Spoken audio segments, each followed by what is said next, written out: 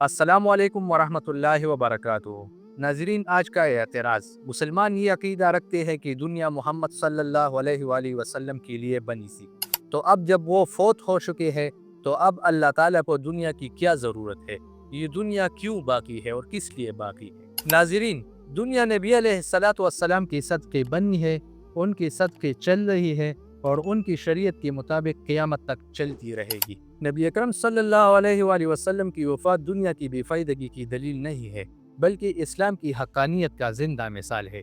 जिस नबी का नाम दिन में 5 मरतबा अज़ानों में लिया जाता है, जिस नबी पर करोड़ों दुरूद भेजे जाते हैं, जिस नबी की उम्मत हर लम्हा उसकी दीन को आम कर रही है, वो नबी कभी भी फौतशुदा और बेअसर नहीं कहलाया जाता।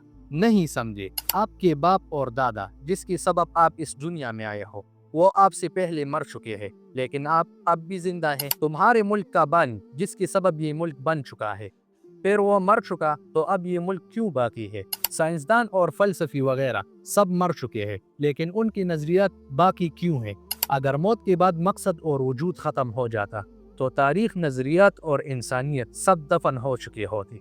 तो इसका मकसद ये है कि नबी अकरम सल्लल्लाहु अलैहि वसल्लम की वजह से और उनकी बरकत से ये सब बना है और बरकत अब भी बरकरार है। हर अज़ान में नबी अलैहिस्सलातु वस्सलाम का नाम दिया जाता है। लाखों हुफ़्फ़ाज़ कुरान, करोड़ों मुसलमान सुन्नत पर अमल कर रहे हैं। ये सब क्या है? वही है नबी अलैहिस्सलातु वस्सलाम की बरकत, फैज़ और दुनिया पर असर। तो दोस्तों, आज की ये थी एक मुख्तसर सी वीडियो। अगर इस वीडियो के हवाले से आपके जहन में कोई सवाल हो तो आप हमें कमेंट सेक्शन में बता सकते हैं। मिलते हैं नेक्स्ट वीडियो में। शुक्रिया।